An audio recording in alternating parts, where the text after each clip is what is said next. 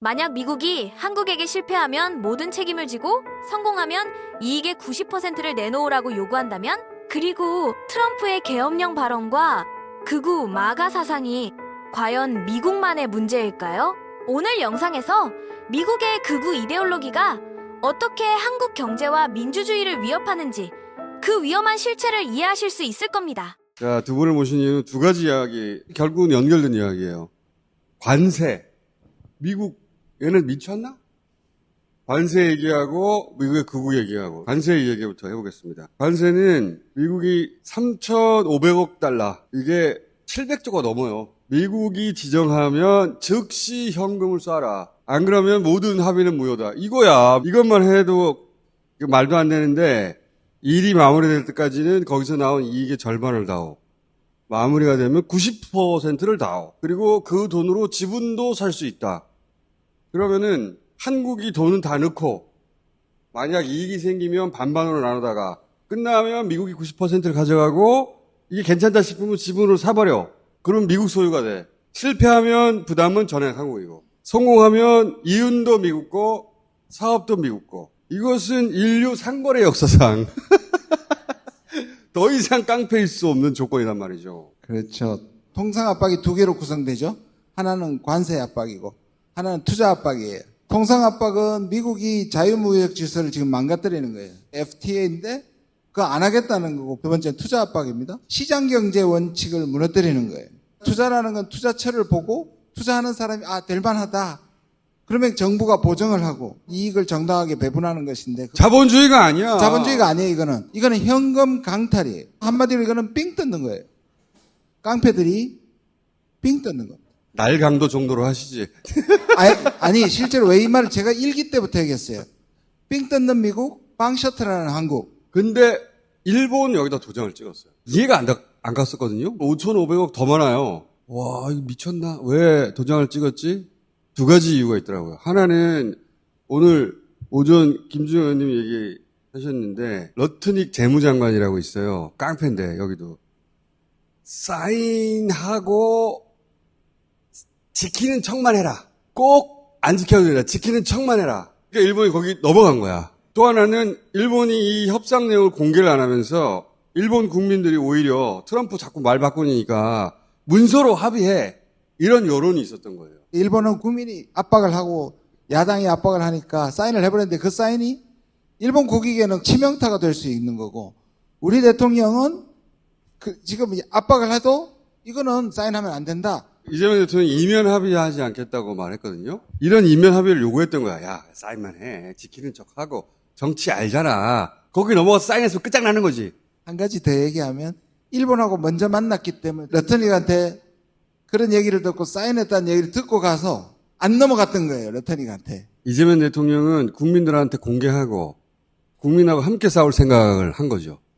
이 시발 그걸 못한 거예요. 그 다음 이게 관세가 대통령 행정명령으로 하고 있는데 미국의 연방법원에서 이거 위헌이다. 왜냐하면 세금은 의회의 그런 권한인데 입법부 권한을 침해했다. 그럼 연방대법원만 남았거든요. 연방대법원에서 만약에 위헌이다. 그러면 이거 다 무효가 되는 거예요. 그런데 일본은 국가 간 협정에 사인을 했기 때문에 설령 최종 위헌 판정이 나도 일본은 그 돈을 계속 내야 돼. 트럼프 이 패거리들이 그걸 알고 일본의 문서화를 요구했던 것 같아요. 지금 미국의 법정에서 못하게 하는 거는 관세 때리는 거였거든요. 이거는 투자에 대한 협약이기 때문에 관세가 부정돼도 일본은 이게 사인했기 때문에 의무를 그렇지. 계속 진행합니다. 관세 때문에 사인했지만 관세가 날아가더라도 사인해버렸기 때문에 일본은 돈 계속 내야 되는 거야. 일본이 왜 이렇게 무기력하게 불평등 협약에 사인을 했을까? 이시바의 잘못이기라보다는 아베 기시다가 일본의 자민당이 계속 미국의 똘마니 노릇을 계속 해왔습니다. 트럼프의 표현을 빌리면 미국의 요구에 저항할 수 있는 카드가 일본은 하나도 없애버린 거예요. 윤석열 정부가 만약 있었다면 아마 똑같은 결과를 냈을 겁니다. 사인하고 언론에 막 잘했다고 막 박수 쳐주고 우리는 모르는 사이 돈 다 뜯기고 그랬겠지. 아이고 씨발. 일본은 그래도 여유가 있어요. 1조 3천억 원이라는 세계 최고의 그 외환 보유고를 갖고 있고 미국과 함께 통화 스와프에서 무제한으로 갖고 있으니까 그나마 외환 위기로 가지 않는데 만약에 우리가 사인했다면 우리는 통화 스와프도 없죠. 제2의 외환 위기까지 갈 수 있습니다. 그러니까 우리 생각은 400억 불 정도를 현금으로 가고 나머지는 보증으로 하겠다는 5% 정도만 우리 돈 내고 나머지 95%는 기업이 내고 우리가 투자에 대한 보증을 해주는 거였는데 만약 윤석열이 일본식으로 했다면 우리는 외환위기가 왔을 수도 있어요. 현금으로 내라고 하니까. 진짜 강패예요. 45일 내에 현금을 못 내면 다 무효가 돼, 다시. 또 일본이 속았던 게 뭐냐면 일본이 가짜로 사인한 걸 눈치챘나 봐요. 앞으로 분기별로 일본이 이것을 투자를 이행하는지를 보고 안 지키면 바로 관세를 올리겠다고 위협했었어요. 또 연결된 게 뭐냐면 트럼프는 행정명령이 위헌이 아니라고 주장해요. 그 근거가 뭐냐면 국제비상경제법인가? 그런 게 있어요. 미국의 국가안보, 경제에 굉장한 위협이 생겼어. 대통령이 의회 승인 받기는 시간이 없어. 대통령 권한으로 비상조치권이 있어요. 트럼프는 그걸 끌고 와가지고 관세를 때린 거거든요. 지금 전쟁이 난 게 아니잖아. 그래서 최근에 트럼프가 워싱턴 DC에서 국가 비상사태 선포, 계엄 선포한다는 뉴스가 있잖아요. 미쳤나? 왜 계엄 선포한다고 그러지? 워싱턴 DC는 미국에서도 제일 안전한 도시에 속하는 흑인 제일 많이 살아요, 이 동네. 민주당 지지세가 강하고 마가 세력이 장악하고 싶은 상징적인 도시 첫 번째죠. 수도니까. 여기에 국가 비상사태를 선포하겠다는 이유는 윤석열이 부정선거 핑계로 계엄 선포한 것처럼 이민자 단속을 핑계로 여기 계엄을 선포하고 나면 행정명령이 사후에 정당화되는 거예요. 이렇게 연결되는 것이다. 트럼프는 그동안에 밉게 놀았던 그리고 다음 선거에 공화당의 경쟁자가 될 수 있는 곳 캘리포니아, 워싱턴, 시카고 이런 데에 전부 치안 비상사태를 발동하는 겁니다. 주방위군도 오고 경찰을 깔아서 지금 워싱턴에 가시면 곳곳에 전부 총든 사람들이 경비하고 있어요. 워싱턴 DC는 최근에 가장 낮은 범죄율을 기록했는데 국가 비상사태로 엄포를 놓고 있어요. 근데 트럼프가 지지율이 37%까지 떨어졌어요. 만약에 내년에 중간선거에서 질 것 같으면 이러한 걸 할 가능성이 매우 높다. 이게 리허설이다. 일종의 준비 과정이라고 해석하는 사람들도 있습니다. 그 워싱턴을 이제 주 방위군이 통제하는 거가 되니까 그러면 경찰차 대신에 군의 장갑차가 시내를 통제하는 거거든요. 저는 이제 이 얘기를 듣고 이 수도부터 장악을 하고 차례로 장악하는 플랜이 있는 건가? 마침 찰리 커크라고 저격당해서 그구들이 흥분했거든요. 그걸 등에 업고 루비가 오늘 뭐라 그랬냐면 찰리 커크 욕하는 사람은 미국에 못 들어온다 그랬어요. 기가 막힙니다. 미국이 자본주의도 망가뜨리고 자유무역도 망가뜨리고 이제는 민주주의도 망가뜨리고 SNS 뒤져가지고 이렇게 검열한다는 거잖아요. 근데 이제 저는 이게 될까 미국에서? 미국은 연방국가란 말이에요. 각 주의 권한이 굉장히 세요. 주 방위군을 중앙정부가 다 통제해버리겠다는 거거든요. 중앙정부의 통제를 주 방위군이 안 들으면 그럼 내전이 벌어지는 거예요. 내 친척들도 그렇고 다 트럼프 너 틀렸대 라고 돌았으면은 그럼 내전이야. 그럴 수 있는 국가거든요. 여기는. 맞아요. 특히 총을 갖고 있잖아요. 우리는 평화적 시위를 통해서 제도를 통해서 끌어낼 수 있는데 만약에 지금 양쪽에서 총을 쏴줘? 그럼 전쟁이 되는 거예요. 그치. 우리보다 훨씬 더 위험합니다. 우리는 군대가 다 중앙 통제니까 그런 게 없는데 거기는 주별로 군대가 있거든요. 그거를 비상사태 때는 중앙에서 다 통제한다는 건데 거기 안 따르면 어떡해? 그럴 수도 있잖아요. 시위대가 다 총을 가지고 나올 수 있죠. 그러면 전쟁이 되는 거죠. 정치적으로는 이미 거의 내전 상태에 가까우니까 그렇게 갈 수도 있는 거 아닌가 이거? 골 때리는데? 아니 지금 우리나라 사람들이 조지아 사태 이후로 미국 여행을 많이 취소한다고 그러고요. 저는 내년이 미국의 운명의 갈림길이 되는 해라고 생각합니다. 경제적으로도 내년에 이제 관세 때린 것에 대해서 인플레이션이 문제가 될 거고요. 결정적으로 중간선거가 있는데 이거 질 것 같으면 트럼프가 이런 방식으로 돌파하려고 할 수도 있다고 생각합니다. 그러니까 총선 지고 나서 윤석열이 자기를 향한 수사가 와이프를 향한 수사가 옥죄니까 계엄으로 가버렸잖아요. 트럼프도 그러지 않을까? 김건희가 통일 대통령 꿈이 있었듯이 트럼프의 꿈도 있거든요, 이제. 자기 아들, 딸이 나중에 대통령 되는 그런 케네디 집안처럼 정치 명문가 이런 꿈을 꾸는 것 같아요. 미국의 극우들이 그랜드 플랜을 만들기 시작했거든요. 마가는 미국 내에서 있는 것만으로는 부족하다. 전 세계로 퍼뜨려라. 전 세계에 마가 사상이 어디 있어, 씨발. 보편 철학 같은 건 없고 미국이 위대하다 이건데 그거를 퍼뜨려라.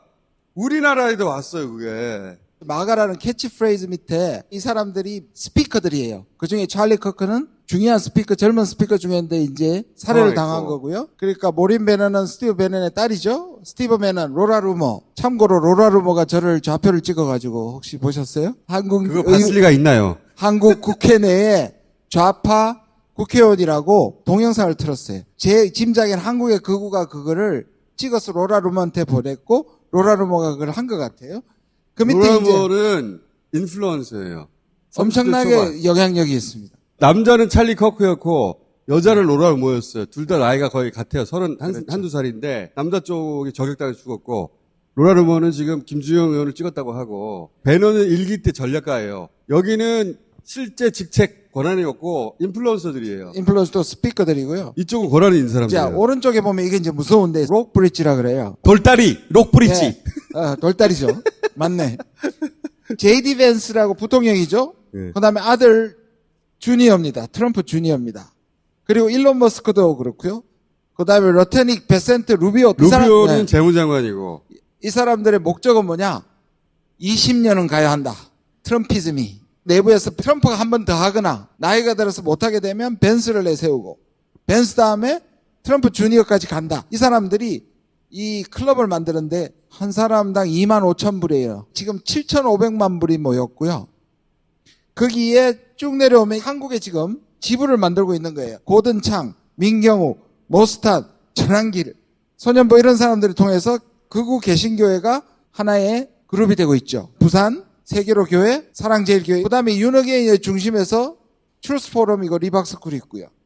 그리고 자본 쪽, 록브릿지로 연결되는 저 자본 쪽이 애니첸과 정용진이 아시아 록브릿지에 담당을 하게 될 것이다. 아시아 그래서- 회장으로 올해 6월 달인가 예. 제안을 받고 받아들였다 이런 뉴스가 있어요. 찾아보면 김민아 씨는 누구냐면은 빌드업 코리아의 대표예요. 빌드업 코리아하고 아들하고 연결돼 있고 이 빌드업 코리아하고 정영진 회장하고 연결돼 있고 이 빌드업 코리아하고 록브리지 네트워크 연결돼 있고 록브리지 네트워크는 이제 20년 동안 우리가 해먹겠다. 그 찌끄레기 중에 하나가 협중 시위예요. 맞아요. 전체는 두 가지가 작동해요. 트럼프가 자기가 부정선거의 희생자라고 생각해요. 두 번째 재임할 수 있었는데 바이든이 부정선거를 했다. 두 번째는 이들이 반중이에요. 옛날 반북이었잖아요. 근데 트럼프가 북한을 좋아하기도 하고 북한은 너무 작잖아요. 그러니까 반중, 반이민, 부정선거까지 합쳐져서 이게 넘어와서 이재명 정부는 중국의 조정을 받는 지난 선거에서 부정선거를 통해서 당선되었다. 이게 한미를 관통하는 공통무보입니다. 그래서 우리나라 극우들이 트럼프가 이재명을 수거할 것이다. 부정선거로 당선된 이재명을 우리의 메시아거든요. 트럼프가 가만둘 리가 없다. 그래서 트럼프가 갑자기 숙청혁명 얘기 나오니까 막 우리나라 극우 사이트에서 난리가 났어요. 드디어 때가 왔다.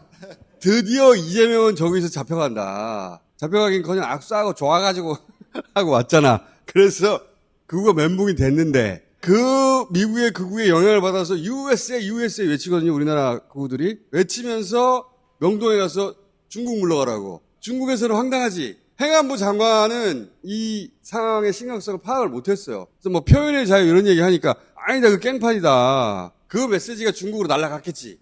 중국에서 뭐라고 합니까? 당장 오늘 조현 외무부 장관이 중국 가 있습니다.